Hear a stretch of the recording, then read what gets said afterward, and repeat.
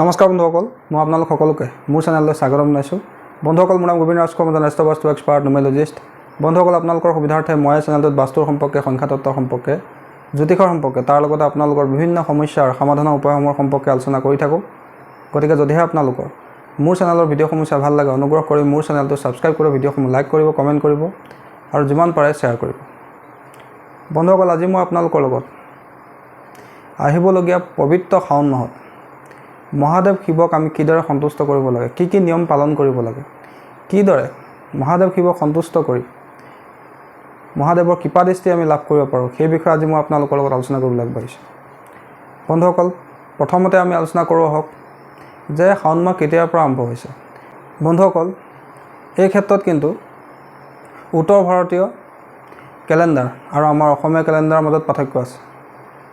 হিন্দু পঞ্চাংগ অনুসৰি গুৰু পূৰ্ণিমাৰ পৰা ৰাখি পূৰ্ণিমাৰ সময়ছোৱাত শাওণ মাহ বুলি ধৰা হয় আৰু সেই অনুসৰি 30 জুলাইৰ পৰা শাওণ মাহ আৰম্ভ হ'ব আৰু 28 আগষ্টলৈকে এই শাওণ মাহ চলি থাকিব। কিন্তু অসমীয়া কেলেণ্ডাৰ অনুসৰি 18 জুলাই শনিবাৰৰ পৰা আমাৰ শাওণ মাহ আৰম্ভ হ'ব আৰু এই শাওণ মাহ 15 আগষ্ট পৰ্যন্ত থাকিব। বন্ধুসকল, যদি আপোনালোকে অসমীয়া কেলেণ্ডাৰ মানি চলে বা অসমীয়া কেলেণ্ডাৰ ফ'ল' কৰে, তেন্তে আপোনালোকে 18 জুলাইৰ পৰা শাওণ মাহ বুলি ধৰিব পাৰে। যদি আপোনালোকে হিন্দু পঞ্চাং ফ'ল' কৰে, উত্তৰ ভাৰতীয় কেলেণ্ডাৰ ফ'ল' কৰে, তেন্তে আপোনালোকে 30 জুলাইৰ পৰা 28 আগষ্টলৈকে সময়ছোৱা আপোনালোকে শাওণ মাহ বুলি ধৰি মহাদেৱ শিৱৰ পূজা অৰ্চনা কৰিব পাৰে। বন্ধুসকল, প্ৰথম কথা হ'ল শাওণ মাহটো হৈছে মহাদেৱ শিৱৰ অত্যন্ত প্ৰিয় মাহ। এই মাহটোত মহাদেৱক সন্তুষ্ট কৰিবৰ কাৰণে তেওঁলোকৰ ভক্তসকলে বিভিন্ন ধৰণে চেষ্টা কৰে। তেওঁৰ মন্ত্ৰ জপ কৰি, কাবৰ যাত্ৰা কৰি, ব্ৰত ৰাখি বিভিন্ন ধৰণে মহাদেৱ শিৱক সন্তুষ্ট কৰিবলৈ চেষ্টা কৰা হয়। বন্ধুসকল, এই মাহটো যিহেতু এটা পবিত্ৰ মাহ, গতিকে এই মাহত আমি কোনো কাৰণতে কেতিয়াও আমিষ খাদ্য যেনেকৈ মাছ, মাংস, ডিম ইত্যাদিবিলাক খাব নালাগে। তাৰোপৰি আমি এই সময়ছোৱাত ৰাগিয়াল বস্তু খোৱাৰ পৰা আঁতৰি থাকিব লাগে। পাৰিলে শাওণ মাহৰ সোমবাৰকেইটাত ব্ৰত কৰিবলৈ চেষ্টা কৰিব লাগে। তাৰোপৰি এই সময়ছোৱাত আপোনালোকে ব্ৰহ্মচৰ্য পালন কৰিব লাগে। বন্ধুসকল, এই সময়ছোৱাত যদি আপোনালোকে ভক্তিভাৱে মহাদেৱ শিৱক এক ঘটি পানী আৰু এটা বেলপাত অৰ্পণ কৰে, তেন্তে মহাদেৱে আপোনাৰ যিকোনো ইচ্ছা পূৰ্ণ কৰে। গতিকে শাওণ মাহৰ প্ৰত্যেকটো সোমবাৰৰ এটা বিশেষ মহত্ব আছে। বন্ধুসকল, এই সময়ছোৱাত আমি মহাদেৱ শিৱক সন্তুষ্ট কৰিবৰ কাৰণে মহাদেৱ শিৱৰ পঞ্চাক্ষৰী মন্ত্ৰ ওম নমঃ শিৱায় এই মন্ত্ৰটো প্ৰত্যেক দিনে ৰুদ্ৰাক্ষৰ মালাৰ সৈতে 108 বাৰকৈ জপ কৰিব লাগে। তাৰোপৰি মহাদেৱ শিৱৰ মৃত্যুঞ্জয় মন্ত্ৰ, যদি আপুনি কিবা ৰোগত ভুগি আছে তেন্তে মহামৃত্যুঞ্জয় মন্ত্ৰ যিমান পাৰে পাঠ কৰিব লাগে, যাতে আপোনাৰ শৰীৰৰ পৰা ৰোগ ব্যাধি দূৰ হয়। মহাদেৱ শিৱ আশুতোষ অতি সোনকালে তেওঁ সন্তুষ্ট হয়। গতিকে আপোনালোকে যদি ভক্তিভাৱেৰে তেওঁ এই সময়ছোৱাত পূজা কৰে, এইটো মাহৰ প্ৰত্যেকটো সোমবাৰত গৈ শিৱলিংগত কেঁচা গাখীৰ, বেলপাত ইত্যাদি অৰ্পণ কৰে, তেন্তে মহাদেৱ ঈশ্বৰে আপোনালোকৰ জীৱনৰ পৰা দুখ দুৰ্দশা দূৰ কৰে, সকলো ইচ্ছা পূৰ্ণ কৰে। বন্ধুসকল, যদি আপোনালোকৰ কিবা স্পেচিয়েল ইচ্ছা আছে, যিটো ইচ্ছা আপোনাৰ বহুত দিন ধৰি পূৰ্ণ হোৱা নাই, যিটো ইচ্ছা আপোনাৰ পূৰ্ণ হোৱাত আপুনি বিচাৰিছে, তেন্তে আপোনালোকে শাওণ মাহৰ যিকোনো এটা সোমবাৰে শিৱ মন্দিৰত গৈ 108 খিলা বেলপাতত চন্দনৰ সৈতে ওম নমঃ শিৱায় লিখি লৈ আপোনালোকে শিৱলিংগত অৰ্পণ কৰিব। আৰু অৰ্পণ কৰোঁতেও আপোনালোকে পঞ্চাক্ষৰী মন্ত্ৰ ওম নমঃ শিৱায় জপ কৰি মনৰ ইচ্ছা মনত ৰাখি মহাদেৱ শিৱৰ শিৱলিংগত অৰ্পণ কৰিব। চাব আপোনালোকৰ সেই ইচ্ছা অতি শীঘ্ৰে মহাদেৱে পূৰ্ণ কৰিব।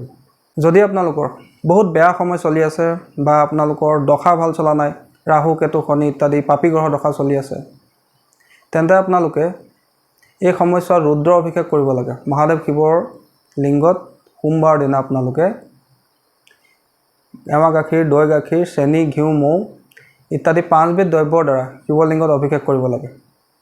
এনে কৰিলে মহাদেৱ শিৱই আপোনালোকৰ জীৱনৰ বিঘ্ন নাশ কৰে, পাপী গ্ৰহৰ দশাৰ ৰিষ্টৰ পৰা আপোনাক সুৰক্ষা প্ৰদান কৰে।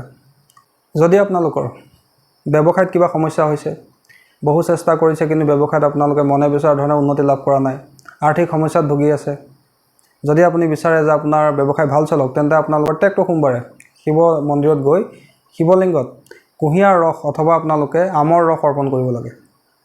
যদি আপোনালোকৰ ঘৰত কোনোবা বিবাহযোগ্য কন্যা বা ল'ৰা সন্তান আছে, তেওঁলোকৰ বিবাহ হোৱা নাই, তেন্তে তেওঁলোকৰ সেই বিবাহত থকা বাধা দূৰ কৰিবৰ কাৰণে আপোনালোকে কেঁচা গাখীৰত অলপ কেশৰ মিলাই শিৱলিংগত অৰ্পণ কৰিব লাগে।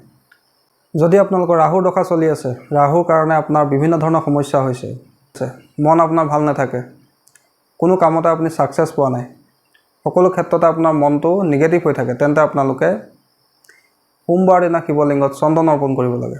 যদি আপোনালোকৰ মানসিক শান্তি আপোনালোকে বিচাৰে, আপুনি মানসিক শান্তি লাভ কৰাটো আপুনি বিচাৰে, তেন্তে আপোনালোকে প্ৰত্যেক সোমবাৰে শিৱলিংগত কেঁচা গাখীৰ অৰ্পণ কৰিব লাগে। তাৰ লগতে আপোনালোকে গাখীৰ, চেনি, চাউল ইত্যাদিবিলাক প্ৰত্যেক সোমবাৰে শিৱ মন্দিৰত শাওণ মাহৰ সময়ত দান কৰিব লাগে। যদি আপোনালোকে ঋণৰ সমস্যাত পৰি আছে, ঋণৰ পৰা মুক্তি হোৱাটো আপুনি বিচাৰিছে, কিন্তু ঋণৰ পৰা আপুনি বহু চেষ্টা কৰি মুক্ত হ'ব পৰা নাই, তেন্তে আপোনালোকে শাওণ মাহৰ প্ৰত্যেকটো সোমবাৰে শিৱ মন্দিৰত গৈ বেল বৃক্ষ ৰোপণ কৰিব লাগে। যদি আপোনালোকৰ ৰিলেশ্যনশ্বিপবিলাক ভালে চলা নাই, প্ৰেমৰ সম্পৰ্কত, বন্ধুত্বৰ সম্পৰ্কত, বৈবাহিক সম্পৰ্কত আপোনালোকৰ সমস্যা হৈছে, ৰিলেশ্যনশ্বিপবিলাক বেয়া হ'বলৈ আৰম্ভ কৰিছে, বা আপোনাৰ খং বৃদ্ধি হ'বলৈ লৈছে, আপোনাৰ স্বাস্থ্য বেয়া হ'বলৈ লৈছে, তেন্তে আপোনালোকে প্ৰত্যেক সোমবাৰে, শাওণ মাহৰ প্ৰত্যেকটো সোমবাৰে শিৱলিংগত মৌ জোল অৰ্পণ কৰিব লাগে। যদি আপোনালোকৰ বৈবাহিক সুখ লাভ হোৱাটো আপুনি বিচাৰিছে, মনে বিচৰা কইনা আপুনি বিচাৰিছে, জীৱনলৈ সুখ সমৃদ্ধি বিলাসিতা অহাটো বিচাৰিছে, ঘৰৰ বাহন সুখ লাভ হোৱাটো বিচাৰিছে, তেন্তে আপোনালোকে শাওণ মাহৰ প্ৰত্যেকটো সোমবাৰে শিৱলিংগত গৈ দৈৰে অভিষেক কৰিব লাগে। যদি আপুনি কোনো স্বাস্থ্যৰ সমস্যাত ভুগি আছে, বা আপোনালোকৰ সন্তানৰ লগত আপোনাৰ সম্পৰ্ক বেয়া হৈছে, বা সন্তানে আপোনাৰ কথা শুনিবলৈ মন নকৰা হৈছে, বা সন্তানক লৈ আপোনাৰ কিবা সমস্যা হ'বলৈ লৈছে, তেন্তে আপোনালোকে শাওণ মাহৰ প্ৰত্যেকটো সোমবাৰে শিৱলিংগত ঘিউ অৰ্পণ কৰিব লাগে। যদি আপোনালোকে শত্ৰুৰ দ্বাৰা পীড়িত হৈ আছে, বা শনিয়ে আপোনাৰ চাৰে চাতি চলি আছে, তেন্তে আপোনালোকে শাওণ মাহত প্ৰত্যেক সোমবাৰে শিৱ মন্দিৰত গৈ শিৱলিংগত কেঁচা গাখীৰৰ লগত কলা তিল মিলাই দান কৰিব লাগে। তাৰোপৰি শিৱলিংগত ধতুৰাৰ ফুল আৰু ধতুৰাৰ ফল অৰ্পণ কৰিব লাগে। এনে কৰিলে মহাদেৱ শিৱই আপোনালোকৰ শনি গ্ৰহৰ যিকোনো ৰিষ্ট দূৰ কৰে, তাৰ লগতে আপোনালোকৰ চাৰে চাতিৰ পৰা সুৰক্ষা প্ৰদান কৰে, আৰু শত্ৰুৰ সমস্যাৰ পৰা আপোনাক উদ্ধাৰ কৰাত সহায় কৰে। যদি আপোনালোকে আপোনাৰ ঘৰত ধন সমৃদ্ধি বৃদ্ধি হোৱাটো বিচাৰে, তেন্তে আপোনালোকে শিৱলিংগত প্ৰত্যেক সোমবাৰে অক্ষত অৰ্পণ কৰিব লাগে। অক্ষত অৰ্থাৎ চাউল অৰ্পণ কৰিব লাগে। তাৰোপৰি যদি আপোনালোকে মহাদেৱ শিৱক সন্তুষ্ট কৰিব খুজিছে যিকোনো ইচ্ছা পূৰ্তিৰ কাৰণে, তেন্তে আপোনালোকে শিৱলিংগত প্ৰত্যেকটো সোমবাৰে গৈ বেলপাত আৰু গাখীৰ অৰ্পণ কৰিব লাগে। কিয়নো বন্ধুসকল, শিৱপুৰাণত কোৱা হৈছে যে যদি আমি এখিলা বেলপাত শিৱলিংগত অৰ্পণ কৰোঁ, তেন্তে আমাৰ 3 জনমৰ পাপ নাশ হয়। বেলৰ 3খিলা পাতত ব্ৰহ্মা বিষ্ণু ৰুদ্ৰৰ বাস আছে। সেইবাবে গতিকে আমি শিৱ মন্দিৰলৈ গ'লে বাকী দৈ, চেনি, গাখীৰ, মৌ, ঘিউ ইত্যাদিৰে অভিষেক কৰাৰ উপৰিও শিৱলিংগত বেলপাত অৰ্পণ কৰিবলৈ কেতিয়াও পাহৰিব নালাগে। বন্ধুসকল, এই মাহটো এটা অত্যন্ত পবিত্ৰ মাহ। যদি আপোনালোকে মহাদেৱ শিৱৰ কৃপাদৃষ্টি লাভ কৰিব খুজিছে, তেন্তে আপোনালোকে মহাদেৱ শিৱৰ যিকোনো মন্ত্ৰ, ওম নমঃ শিৱায় হওক বা মহামৃত্যুঞ্জয় মন্ত্ৰ হওক, যিমান পাৰে জপ কৰিব লাগে, সোমবাৰে ব্ৰত কৰিব লাগে, শিৱগীতা বা শিৱপুৰাণৰ ডেইলি পাঠ কৰিব লাগে। বন্ধুসকল, আশা কৰিছোঁ আজি আপোনালোকে গম পালে যে শাওণ মাহ কেতিয়াৰ পৰা আৰম্ভ হৈছে আৰু শাওণ মাহত আমি কি নীতি নিয়ম পালন কৰিব লাগে, বা মহাদেৱ শিৱক সন্তুষ্ট কৰিবৰ কাৰণে, নিজৰ ইচ্ছাৰ পূৰ্তিৰ কাৰণে, নিজৰ সমস্যা সমাধানৰ কাৰণে আমি শাওণ মাহত কিদৰে মহাদেৱ শিৱৰ ভক্তি কৰিব লাগে সেই বিষয়ে আপোনালোকে গম পালে। আশা কৰিছোঁ আজি আপোনালোকৰ এই ভিডিঅ'টো চাই ভাল লাগিলে। আশা কৰিছোঁ আপোনালোকৰ বিষয়টো ভাল লাগিলে। যদি ভাল লাগিলে অনুগ্ৰহ কৰি ভিডিঅ'টো লাইক কৰি দিব, কমেণ্ট কৰিব আৰু মোৰ চেনেলটো ছাবস্ক্ৰাইব কৰিব। ধন্যবাদ।